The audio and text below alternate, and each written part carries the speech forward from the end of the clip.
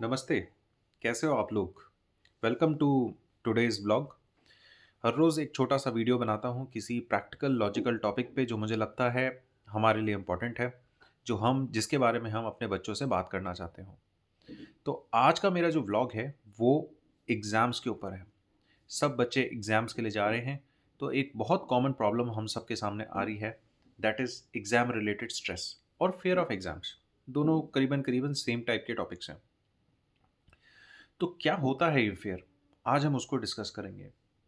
ये फ़ियर हमारे अंदर एक एंग्ज़ायटी होती है अबाउट सर्टेन थिंग जो अभी हुई नहीं है, शायद हो भी ना, उस चीज़ की एंग्ज़ायटी होती है ये फ़ियर।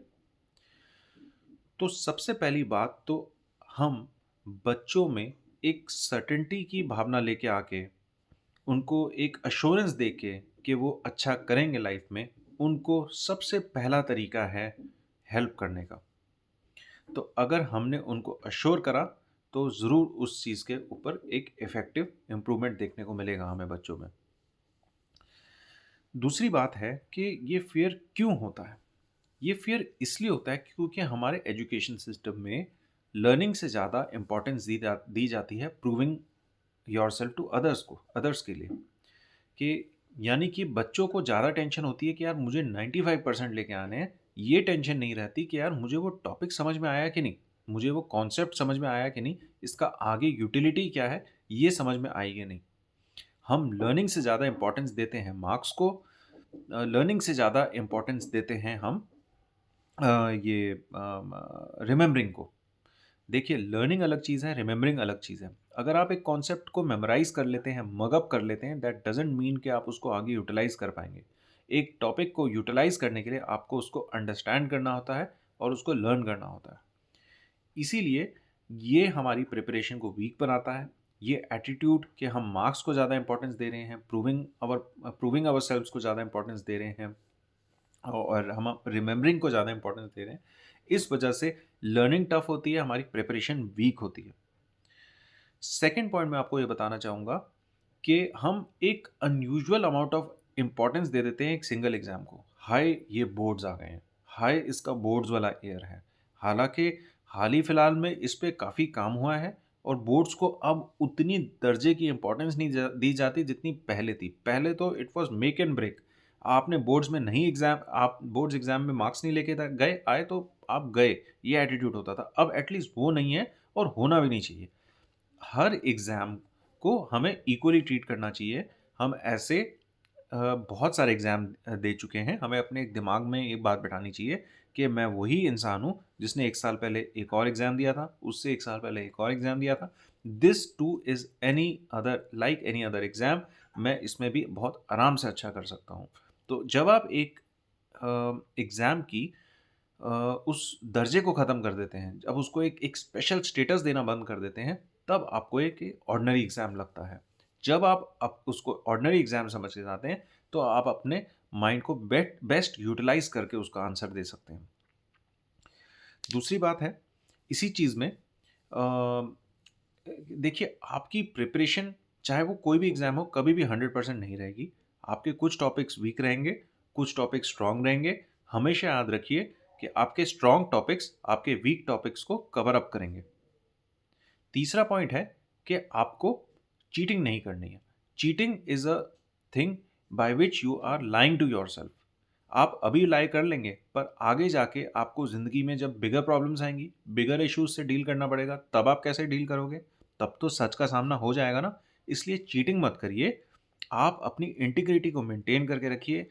जो आपके मार्क्स आ रहे हैं, उससे अपने आप को एनालाइज़ करिए और अपने आप को बोलिए कि मैं अपने आप को इम्प्रूव करूँगा।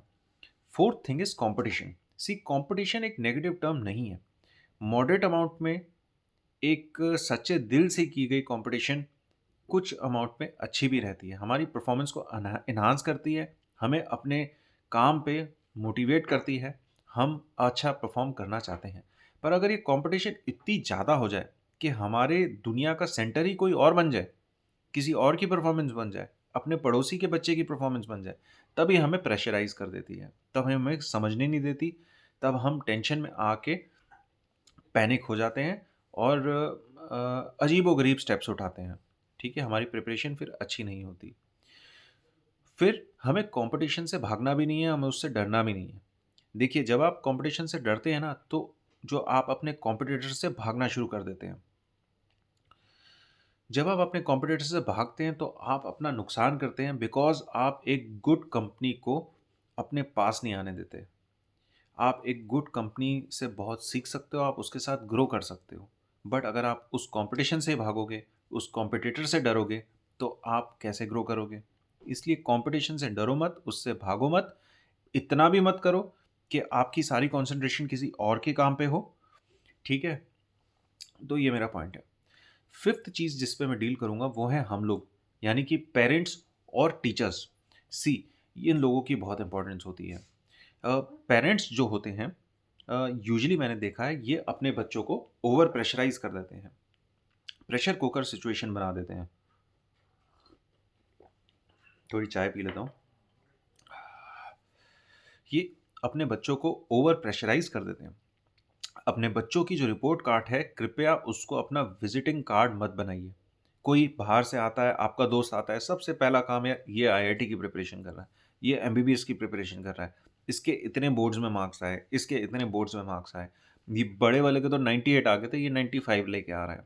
कृपया अपने बच्चों की रिपोर्ट कार्ड डिस्कस करनी बंद करो। उनको डिस्कस कि पढ़ाई डिस्कस करो, उसकी टीचर के साथ डिस्कस करो, उसकी ट्यूशन टीचर के साथ डिस्कस करो।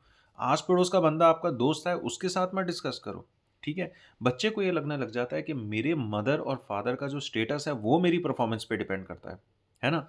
और फिर जब उसकी परफॉर्मेंस उतनी अच्छी नहीं रहती, देन उसका दिल टूटता है कि हाय! मेरे वजह से मेरे पेरेंट्स का नाम बर्बाद हुआ। ऐसा नहीं होना चाहिए, हमें उतना प्रेशराइज़ नहीं करना चाहिए। टीचर्स को भी अपना रिलेशनशिप बियॉन्ड देयर सब्जेक्ट लेके जाना चाहिए। मैथ्स का टीचर सिर्फ मैथ्स के बारे में क्यों बात करता है? बच्चे को समझिए, बच्चे को जानने की कोशिश कर रही है ना? उससे उसके साथ ट्रस्ट बिल्ड करिए। सी, ट्रस्ट बिल्डिंग में टाइम लगता है। 1 घंटे का काम नहीं है ट्रस्ट बिल्डिंग। बच्चे के साथ बात करनी होती है। बच्चा देखता है कि मैंने अपने सर को या पेरेंट को ये बात बताई और उन्होंने किसी को नहीं बताया। उन्होंने मेरे को सॉल्यूशन समझाया। उसको ये ट्रस्ट बिल्डअप होता है और आगे जाके आपको डिस्कस करता है। उसको एक सहारा मिलता है आपसे। जब मैं कॉलेज में था, तो एक बड़ा अच्छा कॉन्सेप्ट हमारे कॉलेज में ये होता था कि जितने भी बच्चे हों, उनका कोई ना कोई एक कह सकते हैं लोकल गार्डियन ज़रूर होगा।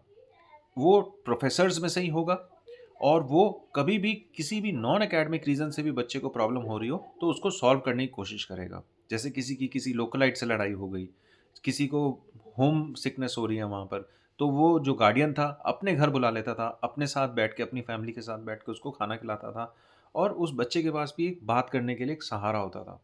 तो ये चीज़ हमारे पास हमारे अंदर मिसिंग है। ना पेरेंट्स बच्चों से बात कर रहे हैं, ना टीचर्स बच्चों से बात कर रही है। तो ये चीज़ हमें चेंज करनी है। हमें अपना रिलेशन थोड़ा इनफॉर्मल भी लेके आना है और इस इनफॉर्मल रिलेशनशिप में एक मेरा निमोनिक है जिसको मैं कहता हूँ team.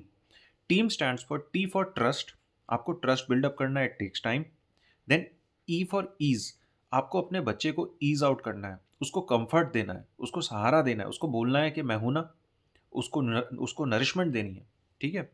Then A for assurance. See, assurance और इंश्योरेंस में फ़र्क होता है। Assurance is about something certain, इतना तो रिटर्न अश्योर्ड है, assured return. Then insurance is about something uncertain, कि यार कि गलती से तू फेल हो गया तो फ़िक्र मत कर, मैं कर लूँगा, ठीक है? ये इंश्योरेंस टाइप की चीज़ हो गई।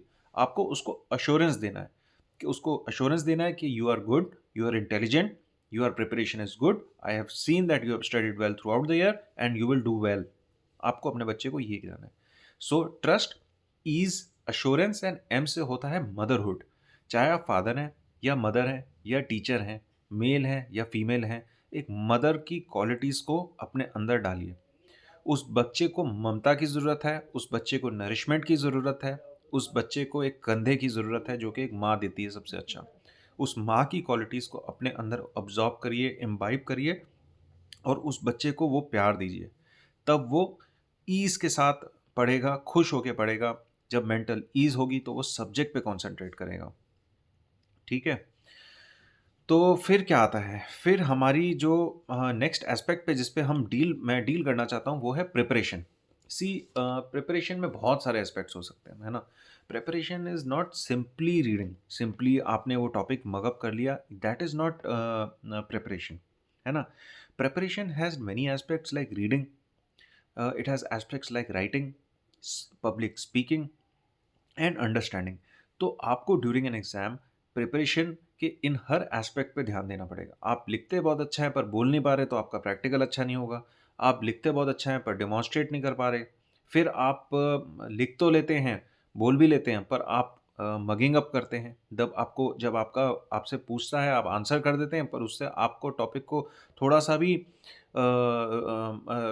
मरोड़ के पूछता है तो आप उसको आंसर नहीं कर पाते। That is all about understanding. ठीक है।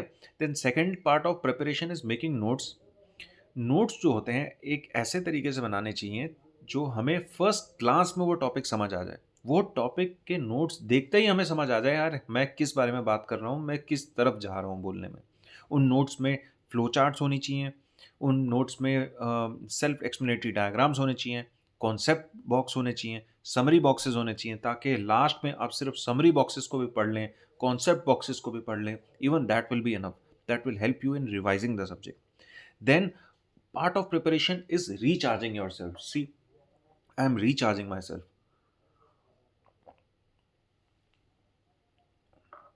रिचार्ज क्या होता है? इंसान को ना बहुत कम रेस्ट की ज़रूरत होती है, उसको रिचार्जिंग हिमसेल्फ की ज़रूरत होती है। वो अलग-अलग तरीके का हो सकता है, चाहे आप कुछ नॉन एकेडमिक बुक पढ़िए, आप कुछ गाना गाइए, आप म्यूज़िक सुनिए, आप वॉक पे जाइए, एक्सरसाइज करिए या इवन सो जाइए। Sleep is also a very important form of recharging. In fact मैं आपको बताऊँ, लेटेस्ट रिसर्च दिखाती है कि जो स्लीप है it is very important to convert your short term memory into long term memory. आप जो शॉर्ट टर्म में पढ़ रहे हैं, आपको एग्ज़ाम के दिन 6 महीने बाद भी याद आ जाए, वो आपकी स्लीप की क्वालिटी पे डिपेंड करता है। इसलिए बच्चों के लिए बहुत ज़रूरी है स्लीप करना। Then part of preparation is your concentration. See हम कंसंट्रेशन को टेंशन से मिक्सअप कर देते हैं। बच्चा टेंस होके, शांत होके, दूसरों से अलग बैठ के पढ़ रहा है, हम बोल रहे हैं कंसंट्रेट कर रहा है। That is not concentration, that is tension. Concentration होता है उस सब्जेक्ट के बारे में सोचना। ठीक ठीक है। फिर उसके बाद क्या है? प्रिपरेशन में just before the exam. See just before the exam क्या होगा, जब आप एग्ज़ाम सेंटर के अंदर जा रहे हैं तब बहुत सारे बच्चे खड़े होंगे, अपने पेज पलट रहे होंगे, अपने-अपने डिफ़िकल्ट क्वेरीज़ पूछ रहे होंगे, आप कन्फ्यूज़्ड हो जाएँगे, आप सोचेंगे यार दूसरे लोग तो बहुत पढ़ के आए हैं, मैं तो इतना पढ़ के ही नहीं आया, ये टॉपिक के बारे में तो मैंने पढ़ा ही नहीं, ये क्वेश्चन तो मैंने सोचा ही नहीं आ सकता है, तो मुझे पता ही नहीं था। आप घबरा जाएँगे और जितना अपना पढ़ा है, वो भी आप उसको खराब कर देंगे। इसलिए इसलिए एग्ज़ाम से पहले शांत रहिए, डीप ब्रीथिंग करिए, अच्छा ब्रेकफ़ास्ट खा के एग्ज़ाम देने जाइए, ठीक है? नाउ ड्यूरिंग द एग्ज़ाम देखिए क्वेश्चन सिर्फ़ 2 देखिए questions in fact question paper 2 type के होते हैं। One question paper is for the student who is prepared and another type of question paper who is अनप्रिपेयर्ड। Prepared वाले को हमेशा क्वेश्चन पेपर में फट पता लग जाएगा यार ये सारे क्वेश्चन मेरे को आते हैं, एक क्वेश्चन नहीं आता, मैं वो करता हूँ जो मेरे को आता है। जो अनप्रिपेयर्ड होगा ना वो ब्लैंक हो जाएगा, है ना? वो बिल्कुल ब्लैंक हो जाएगा। ख़ैर हो सकता है आप ब्लैंक हो जाएँ, ठीक है? इनिशियल इनर्शिया ज़रूर रहता है, बट आप आंसर करना शुरू करते हैं ना तो आपको याद आना शुरू हो जाता है। इसलिए the fear of going blank मत रखिए अपने मन में। फ़ियर रखेंगे तो हो भी सकता है हो जाए। इसलिए वो फ़ियर ना रखें, वो क्वेश्चन्स को पढ़ें। अगर आपने पूरे साल मेहनत करी है, पढ़ाई करी है तो आपको कुछ ना कुछ याद ज़रूर आ जाएगा। ठीक है? फिर उसके बाद अगेन एक बार तो आपने एक ग्लांस में पेपर पढ़ लिया, देन हर क्वेश्चन को ध्यान से पढ़िए। देखिए मोस्ट कॉमन मिस्टेक है हम क्वेश्चन को ही ध्यान से नहीं पढ़ते। हमेशा उलट-पुलट करके ही हमें क्वेश्चन दिया जाएगा और हम उसका आंसर गलत लिखाएँगे। ख़ासकर होशियार बच्चों के साथ ये होता है कि वो उनको लगता है जो हम पढ़ के आए हैं, वही पूछा जाएगा, वही पूछा गया है और थोड़ा-सा वो चेंज कर दिया गया होता है। इसलिए आप वो आंसर पूरा-पूरा गलत लिखाते हैं। ठीक है? देन ड्यूरिंग एग्ज़ाम डायग्राम बनाइए, बॉक्सेस में पॉइंट्स डालने की कोशिश करिए, फ्लो चार्ट्स बनाइए, जो डायग्राम्स हैं वो सेल्फ एक्सप्लेनेटरी हों। अपनी प्रेज़ेंटेशन पे ध्यान दीजिए। प्रेज़ेंटेशन बहुत इम्पॉर्टेंट है एग्ज़ाम में भी, आगे लाइफ में जाके भी प्रेज़ेंटेशन इज़ वेरी इम्पॉर्टेंट, ठीक है? तो उस पे ध्यान दीजिए। तो ये हमारा प्रिपरेशन वाला पार्ट तो हो गया। तो अभी तक हमने क्या-क्या डील करा है? हमने डील करा है कि फ़ियर के ऊपर डील करा है, ये फ़ियर है क्या? ये क्यों होता है फ़ियर? हमारे एजुकेशन सिस्टम में क्या परेशानियाँ हैं? क्यों हम एक एग्ज़ाम को या किसी भी एग्ज़ाम को एक स्पेशल टेस्ट स्टेटस दे देते हैं, वो हमें नहीं करना चाहिए। हमें चीटिंग नहीं करनी चाहिए। देन हमें compete करना चाहिए, नया नहीं करना चाहिए, ये मैंने आपको बताया। Then role of parents and teachers बताया, देन अबाउट प्रिपरेशन बताया। लास्टली जो बहुत इंपॉर्टेंट पॉइंट मैं आपको बताऊँगा, praying.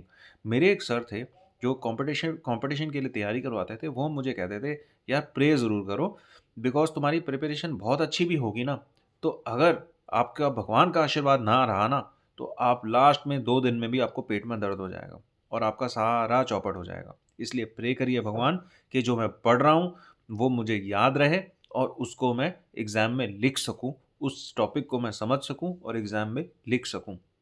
Last point is attitude of gratitude. देखिए, आपका ड्यूरिंग आपकी स्टूडेंट जो फ़ेज़ होती है, उसमें बहुत लोग आपकी लाइफ़ का पार्ट बनते हैं।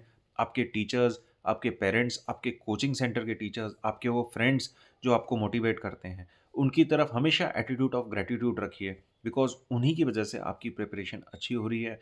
इसमें अपनी प्रिपरेशन में अपनी ईगो को बीच में मत लाइए। आप नहीं हैं जो प्रिपेयर कर रहा है, आपके अराउंड जो एनवायरनमेंट है, वो आपको अलाउ कर रहा है कि आप आसानी से प्रिपेयर कर सकें। आपके पेरेंट्स, आपके टीचर्स को आपको ग्रैटिट्यूड शो करना चाहिए। तो this was my small video on our exams and fear related to those exams, how to reduce it, how parents and teachers should behave with their children, and what all they should do। इस चीज़ के ऊपर था, इसमें हमने wide range of subjects पे deal करा। आपको कैसा लगा मेरा ये वीडियो, प्लीज़ मेरे को बताइए, लाइक करिए, शेयर करिए, सब्सक्राइब करिए और मेरे व्लॉग को इम्प्रूव करने में मेरी हेल्प करिए। Thank you.